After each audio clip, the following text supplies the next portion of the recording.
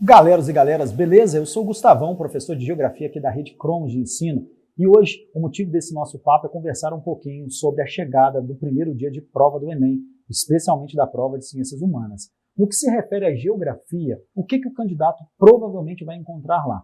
Questões com ilustrações, com mapas, com tabelas, com dados, com textos, normalmente trazendo informações bem específicas e particulares, mas as perguntas normalmente são perguntas mais gerais. Eles partem de um exemplo particular para perguntar um conceito mais amplo. Então, a primeira dica para essa nossa prova de geografia no Enem é não se apavorar com a ilustração.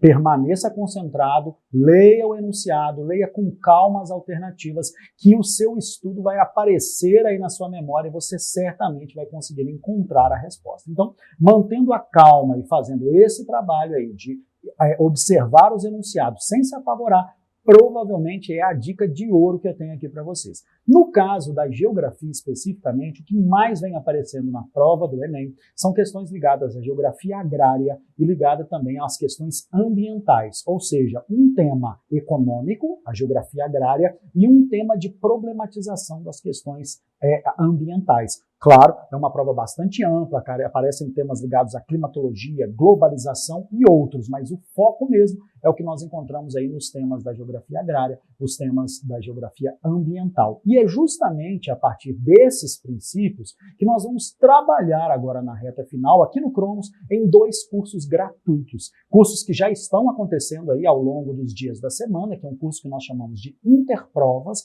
em que os nossos professores, a nossa equipe, mostra para os interessados, que é um curso gratuito, as principais tendências da prova. E aí, se você ainda não pôde acompanhar esse curso Interprovas ao longo da semana, tem uma ótima notícia, que no sábado, na véspera da prova, cada um dos nossos professores de geografia, de filosofia, de linguagens, os nossos professores de história, enfim, toda a equipe do primeiro dia de provas estará com vocês num aulão de véspera, que também é gratuito. Então, se você quer saber mais sobre a geografia agrária, quer saber mais a respeito das questões ambientais, entra lá no site do Cromos, se inscreve para participar conosco, que vai ser bem legal. Grande abraço para todo mundo, te espero lá. Fui! Fala, meu povo, bom dia, boa tarde, boa noite. Meu nome é Pedro Mamed, eu sou professor aqui da Rede Cromos de Ensino e estou aqui hoje para falar um pouco com vocês sobre os assuntos que mais caem do Enem.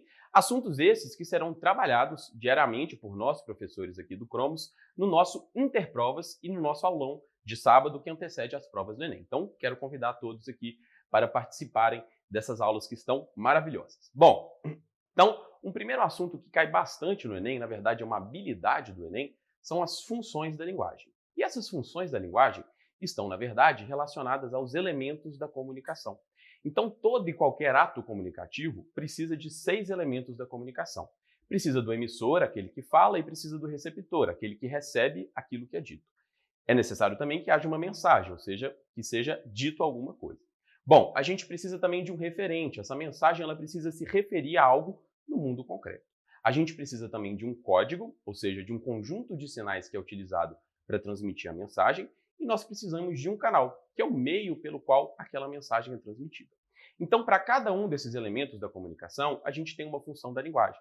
Se o texto for um texto que dá muita preferência para o receptor, o foco desse texto é o receptor, por exemplo, os textos publicitários, aí a gente vai ter uma função apelativa. Se o foco do texto for o referencial, o assunto, por exemplo, nas notícias, a gente tem uma função referencial. Então fiquem atentos, porque esse assunto é um assunto que é cobrado tanto para a literatura quanto para o português. Um segundo assunto é a variação linguística. Então o Enem quer que você saiba algo além da norma padrão. Ele quer que você seja capaz de perceber que há situações formais em que é obrigatório o uso da norma padrão, por exemplo, na sua redação do Enem, e há usos informais em que a linguagem coloquial prevalece. Numa conversa informal entre 2 amigos, por exemplo, a linguagem coloquial é o que predomina. Então você precisa ser capaz de perceber essas marcas de coloquialidade, essas marcas de oralidade em determinados textos. O último assunto é um assunto bem grande, na verdade são os gêneros textuais. E aí a gente tem vários gêneros textuais e várias características para esses gêneros. Mas eu quero ressaltar 2 gêneros. O primeiro deles, os textos publicitários. Então, os textos publicitários são textos que visam aí a venda de uma ideia, né? Na verdade, a propagação de uma ideia ou a venda de um produto. E nesses textos a gente pode identificar, por exemplo, marcas de interlocução, verbos no imperativo, pronomes da segunda pessoa, marcas linguísticas que mostram que aquele texto ele é bem direcionado para um receptor. E um segundo gênero textual seria a notícia, que tem aquela linguagem bem formal, uma linguagem bem objetiva, bem denotativa para a função referencial. Tranquilo? Então é isso, espero todos vocês aqui no Interprovas. Beijaço e um ótimo Enem. Olá, gente, belezinha? Meu nome é Bruno, eu sou professor de filosofia da Rede Cromos de Ensino e hoje eu estou aqui para falar um pouquinho com vocês sobre como que vai ser a prova, expectativas, questões, o que mais importa para a gente agora nessa reta final. Então vem comigo para a gente pensar um pouquinho, prova, questões de filosofia do Enem. Olha, primeiro eu quero falar da forma, né? As questões de filosofia, muito provavelmente, a gente vai manter o formato do ano passado, que é aquele formato mais conteudista, onde se pergunta diretamente o que cada filósofo pensou, qual é a teoria daquele autor, qual é o livro, qual é a reflexão, uma coisa extremamente direta. Bom, tem duas razões por isso, né? A primeira razão é o seguinte: todos nós, imagino, todo mundo teve filosofia ali, que está estudando pelo menos desde 2008 teve filosofia. Então, o MEC já supõe que você teve filosofia e aí que você viu as principais ideias, as principais teorias. Então, isso é uma suposição, ok? E a outra, vem cá comigo, quando você cobra a filosofia desse modo mais direto, mais óbvio, fica mais com uma cara daquela ideia de, nossa, dúvidas de filosofia. Nada disso. A prova vai em cima da teoria, em cima do pensador, e aí ela vai querer saber exatamente o que é que nós vamos estar discutindo naquela reflexão. Fechou? Logo depois, aí eu acho que é legal a gente começar um pouquinho sobre temas. Quais são os temas mais frequentes? Olha, eu até poderia falar com vocês de autores mais que cobram mais, autores que cobram menos. Isso é interessante, daqui a um minuto eu quero falar com vocês disso também. Mas primeiro, eu quero conversar talvez o tema que é o tema mais frequente de prova, é o tema que eu aposto em um fio de cabelo com vocês, para você ver como é que é preciosa essa ideia, que é ética. Ética é realmente a parte mais clássica da prova do Enem, sempre tem questão ética, ou vai perguntar sobre um teórico específico, e aí pode perguntar sobre uma teoria ética de um Aristóteles, teoria ética de um Kant, um utilitarismo, a teoria ética mais contemporânea, mas ética não tem muita dúvida. Se você agora, na reta final, quer dar aquele gás e quer focar naquilo que é interessante agora para você na prova, revisa a teoria ética, porque isso aí é sempre uma ótima pedida para a prova, beleza? E aí o que significa isso? Tem algumas ideias dentro da teoria ética que são interessantes. Por exemplo, o conceito de liberdade é muito interessante. O que é que significa, portanto, autonomia? O que é, quando a gente vai cobrar um pouquinho ali próximo do Kant, o que é o dever? Também é uma das questões mais interessantes. Então, se você ficar ali também pelo conceito de virtude, típico dos gregos, também é ótimo. Então, olha, na hora dessa última olhada que a gente precisa focar naquilo que não pode ficar sem, eu te recomendo, foca em ética agora, dá aquela revisão bonita e integral. E aí você pode perguntar, Bruno, e autores? Cobram autores? Sim, nós temos muitos autores interessantíssimos que podem estar ali muito presentes na prova de vocês. Não é uma questão de chute, ok? Não dá para chutar, antever, Bruno, vai cair isso, vai cair aquilo. Nada disso é possível de ser feito. Mas eu sugiro para vocês alguma concentração em alguns autores clássicos. Vamos dividir por era? Filosofia antiga. Quer dar uma olhada em filosofia antiga? 2. Platão e Aristóteles, pô. Dá uma olhada, especialmente Platão, Teoria das Ideias. Dá uma olhada, vê o que Platão está dizendo. Para além disso, filosofia medieval. Clássico dos clássicos, Agostinho, estava na prova no passado. É um autor muito interessante para pensar as relações de fé, razão, muito interessante. Anota aí, hein? Depois a gente vai ter filosofia moderna. Sugiro para vocês 3 caras. O Maquiavel, político, bem bacana. Depois você pega lá um Descartes, René Descartes, e um empirista, David Hume. Fechou os 3, pula para os contemporâneos. Contemporâneos aí, uma enormidade. Mas agora, para a gente fechar o nosso planejamento, dá uma conferida para mim ali. Não esquece de fazer aquela revisão bonita na Escola de Frankfurt. Ela tem 2 divisões, né? A primeira e a segunda geração. Dá uma olhada em Adorno e depois dá uma conferida na segunda geração. No filósofo que está vivo atualmente, ótimo para ser cobrado, que é o alemão Jürgen Habermas. Vale a pena demais. Nesse cenário todo, eu acho que agora foca em ética, dá uma conferida nesses autores por época, mas eu não tenho dúvida nenhuma que agora vale a pena a gente focar naquilo que é interessante, que pode também, eventualmente, até te ajudar na redação, por exemplo, que é o repertório que você vai ganhar ao estudar ética. Beleza? Então, olha, primeiro foi um prazer falar com todos vocês. Eu espero vocês aqui no nosso aulão de véspera, evento que você se inscreve no Cromos, aqui no site do Cromos, totalmente gratuito. Vem cá para a gente junto trabalharmos no aulão de véspera no sabadão. Fechou? É isso. Tchau. Bom dia, boa tarde, boa noite. Rodrigo Martelli, professor de História. Eu estou aqui para falar um pouco para você sobre a prova de História do Enem. Fechou? Rodrigão, você vai falar o que vai cair na prova? Não, se eu falasse o que vai cair na prova, eu ia vender para vocês, eu ia ficar rico, era com força, né? Ninguém tem certeza absoluta do que vai cair na prova. Logicamente, nós vamos dar indicações, sugestões, possibilidades, né? Pensando na história do Enem desde 2009, principalmente de 2009 até o ano passado. Por exemplo, na prova de História, cai muito Brasil e Império.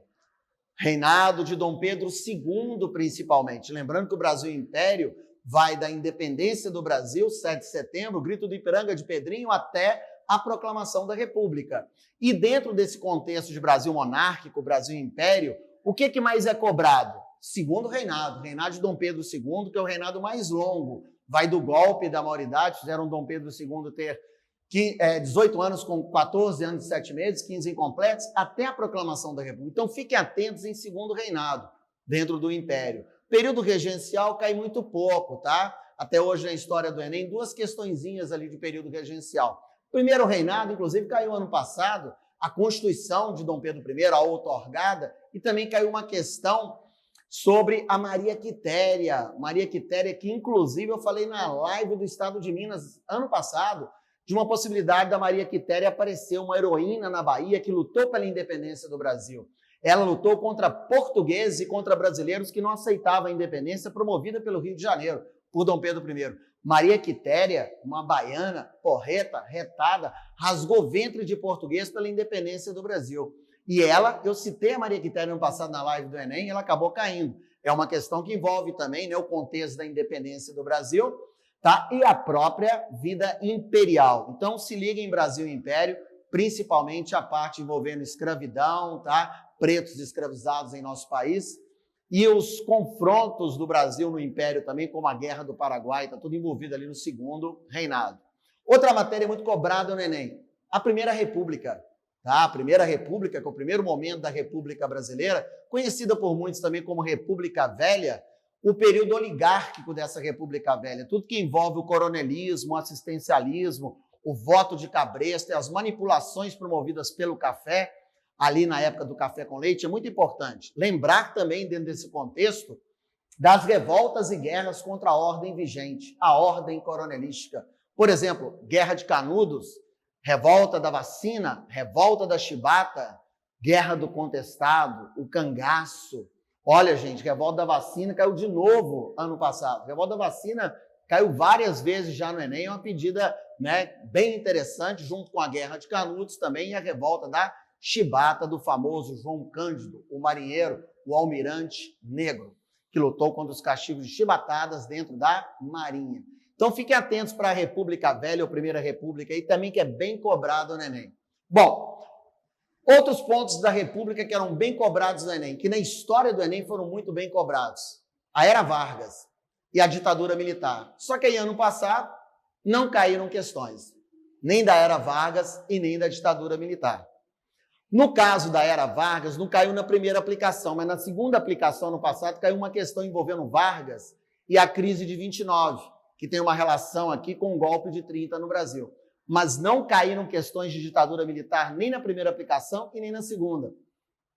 É porque o governo atual não considera que o período foi ditatorial. Na minha visão, foi.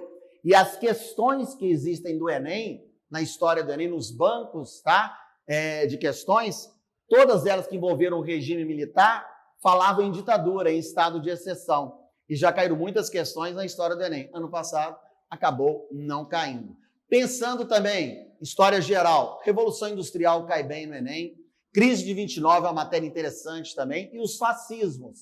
Fascismos que já caíram bastante, né, na história do Enem, junto com o nazismo de Adolf Hitler, que ano passado também não estiveram presentes na prova. Então, galera, tem muitas dicas aí. Pensa um pouquinho também em Idade Média. Ano passado tivemos uma questão de Idade Média sempre está caindo também alguma coisinha na prova, e mais ou menos por aí.